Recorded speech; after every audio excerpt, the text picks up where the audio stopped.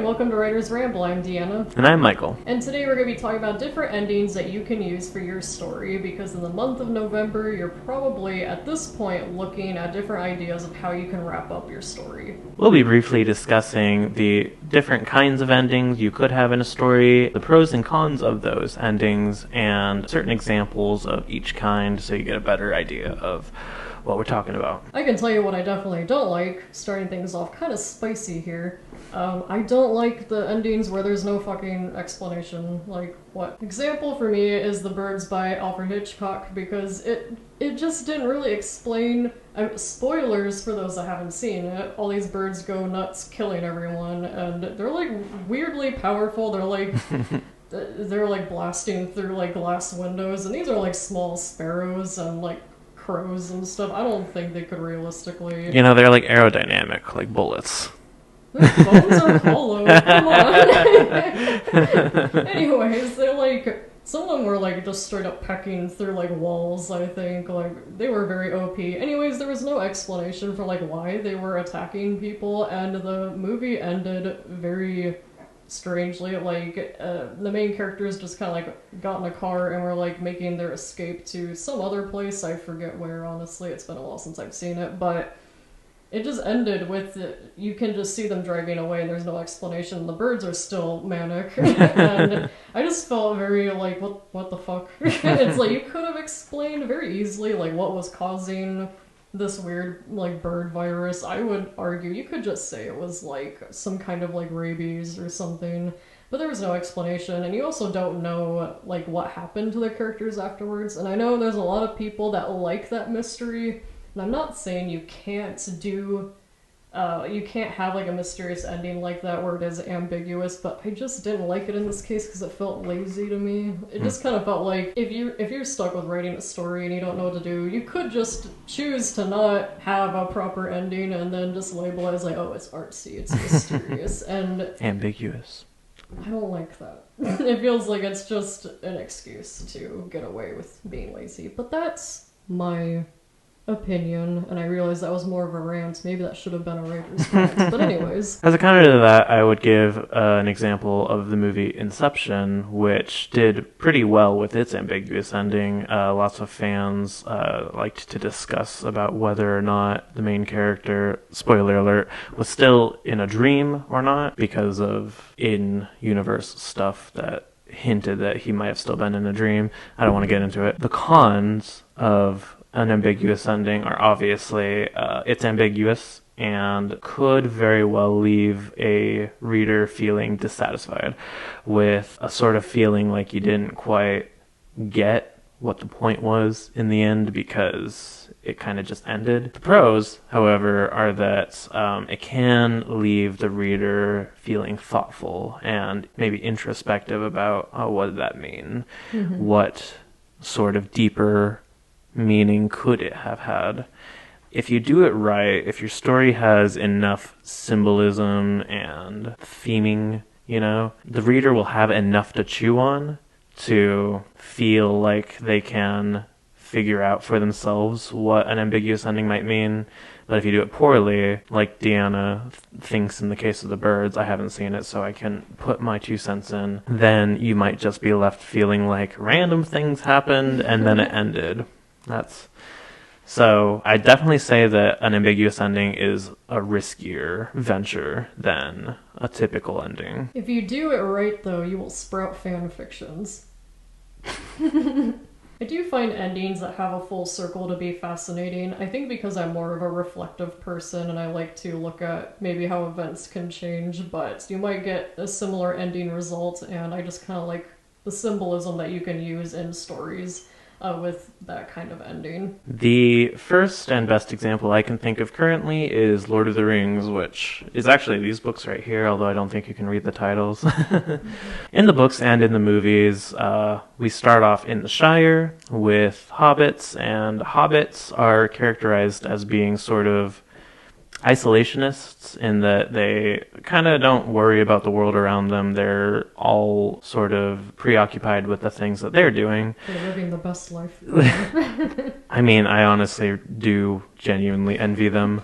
The events of Lord of the Rings slowly over the course of time introduce the hobbits that do go on the adventure to more and more of the world that they're part of. And as a matter of fact, they end up going through a large portion of that world, so they see a lot of it firsthand. At the end of the trilogy, though, they do come back to the Shire, and notably, they are changed now. It's no secret that Lord of the Rings as a story is sort of an analogy for war, whether intentional or not.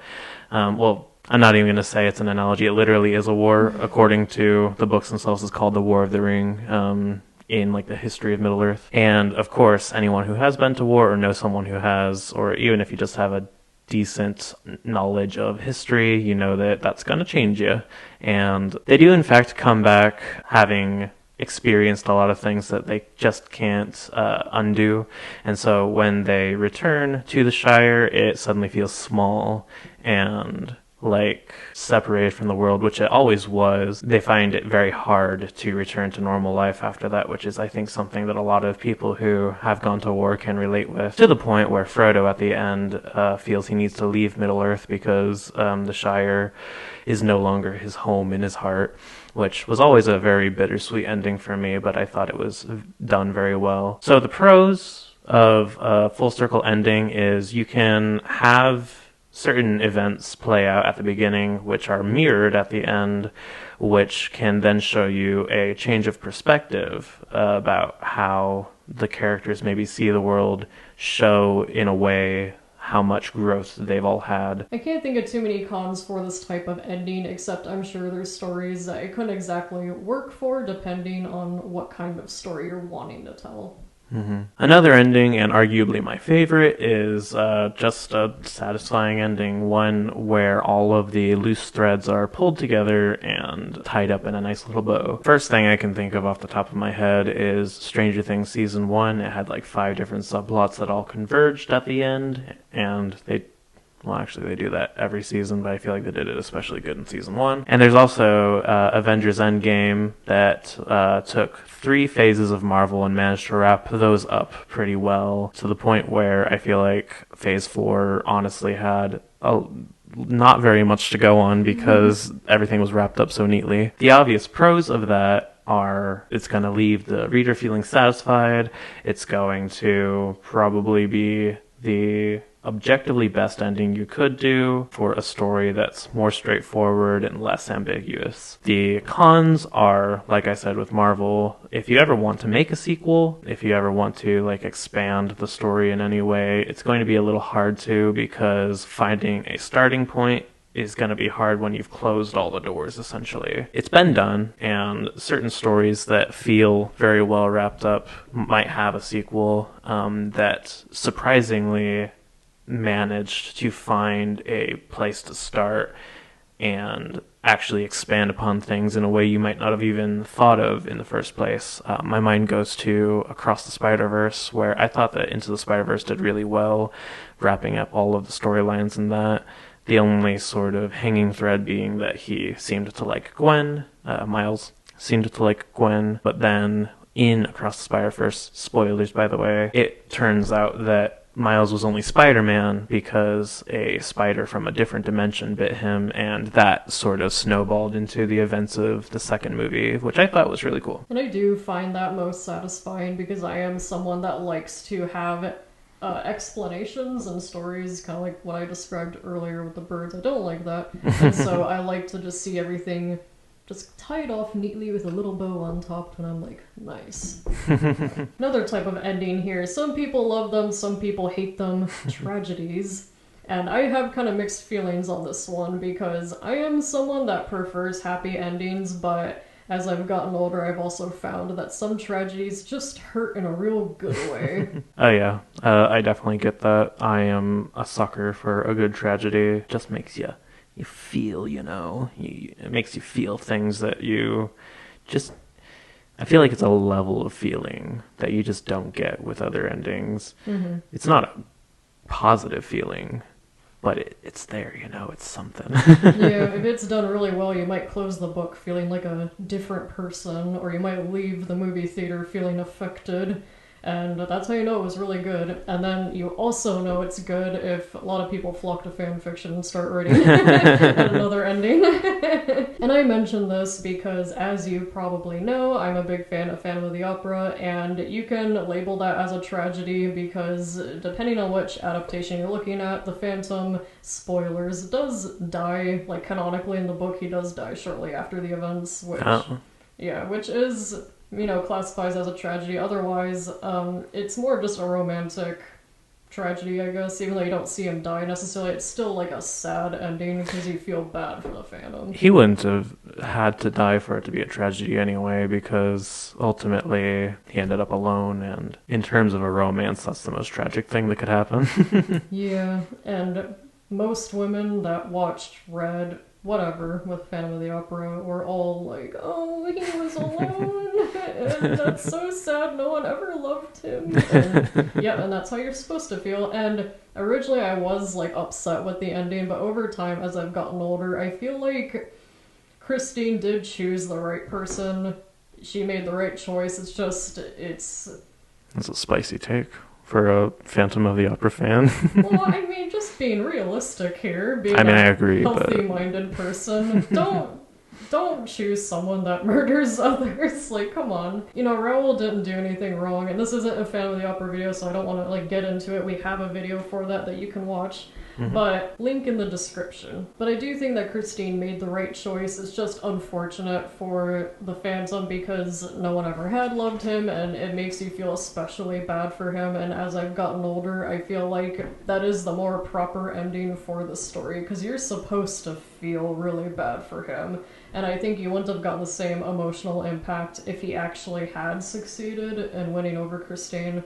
But that's my example for a good tragedy. Yeah, I'd argue it wouldn't have felt thematically right, or probably wouldn't have been nearly as popular if it was not a tragedy. The pros of a tragic ending are obviously what we said. It makes you feel things, and it can genuinely have just a bigger impact due to that.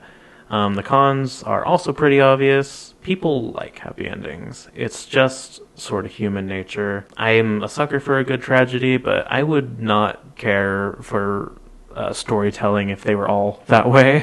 And some things I would never want to be tragedies because I care too much about the characters and I want them to be happy. I would advise to only write a tragic ending if that's kind of what you were trying to go for all along, or if it's just really fitting. You gotta be careful with these things because people will get mad at you, even if it is the best ending for your story. Yeah, and I also want to add, don't do a tragedy if you feel like this is something, like if the character's demise, for instance, could have been very easily avoided, because I feel like that's what really pisses off people, Or do a Walking Dead thing where you just do it for shock value. That's the worst way to kill a character. I will always use The Walking Dead as an example because it did really good. It did a great job at pissing off people because so many characters didn't need to die and could have easily survived, but whatever. I can think of plenty of characters that I'm still salty died, but anyways. And also, come on, Jack could have fit on the door, what the fuck? And finally, last but not least, we have cliffhangers. And you see what we did there? We put this one last. Awesome. Cliffhangers are on a similar level to tragedies and maybe ambiguous endings in terms of how risky they might be. You gotta be really sure you're gonna have a sequel if you're gonna do a cliffhanger ending, or else you end up with Teen Titans, where they canceled the show halfway through a season after a big reveal that one of the characters we thought was dead was actually alive again, and then we just never got any closure with that. Why'd you do that? But it can also, of course, be a very good way to end things if you are pretty positive you're going to get a sequel, or you have a good way of resolving that cliffhanger when you come back to it. The pros of a cliffhanger are obviously that you have the audience by the balls. Okay, they aren't going anywhere if they are at all invested. They're gonna come back for more. You have essentially forced them to. Great examples, John Wick 2. I think the ending is, like, in my opinion, I think the best moment in all the movies. Just seeing, spoilers, John Wick, like, running through New York trying to, like, get a head start to get the fuck out of there. Like, it was such a good And everybody's, like, getting ready to attack him, but they're not doing it yet, and you just get this rising tension. Yeah, like, very that good. was perfection. So that's a good example of a way to do it well, because there was a John Wick 3, and the beginning section of that movie was very good. So the pro is obviously you got the audience by the balls. The cons are that maybe they don't like that there was no satisfaction to it and they had to wait a long time to see a sequel or read a sequel or whatever. Going back to Across the Spider-Verse, a lot of people felt like the ending of that movie left a lot of things unresolved, which is fine because they're going to make another one. But usually, even if you do have a cliffhanger ending, there's some amount of finality to the ending section of the movie. Maybe something climactic happened and then there was a cliffhanger. Whereas I feel like with Across the Spider-Verse, there was a somewhat climactic thing that happened, but it was more like a twist, and I don't know. I kind of agree with some people saying that it felt like it ended too soon, but obviously, those are the cons. You do not want to do a cliffhanger if you don't have a good way to resolve it, or you simply don't have a good cliffhanger to put in there. They can be very cheap if done badly. It can feel like, as the audience, you're just being forced into it because you essentially are, and you might not like that. You might not care for that. Maybe you thought you were going to get off at this stop, and it turns out you've been locked into your seatbelt. Yeah, there are some that are just cheesy feeling, or not cheesy. There are some that just feel cheap. Like they're doing it just for the sake of keeping you hooked, you know? And it might just not feel warranted if you don't have something else to follow up with that's, like, worthwhile, you know? Yeah. Like a cliffhanger at the end of a season of TV or something. Common practice, but can be done very badly. Yeah. I would also argue, and this is my opinion, that if you're gonna go for a cliffhanger approach for your ending, make sure you already have another story lined up that you think is gonna work really well for it, and maybe ready to go pretty soon too, because I know people hate having a really long wait. Oh, yeah. And so if you wait too long, they might just get mad or maybe just entirely lose interest. So I would encourage to have answers for them soon. But these have been all of the endings that we can think of right now. There's definitely more. This was not comprehensive. If you guys want another part to this, let us know in the comments. We might just end up doing it anyway. Who knows? But I've been Michael. And I've been Deanna. And this has been Writer's Ramble. Make sure to wash behind your ears. Bye. Bye.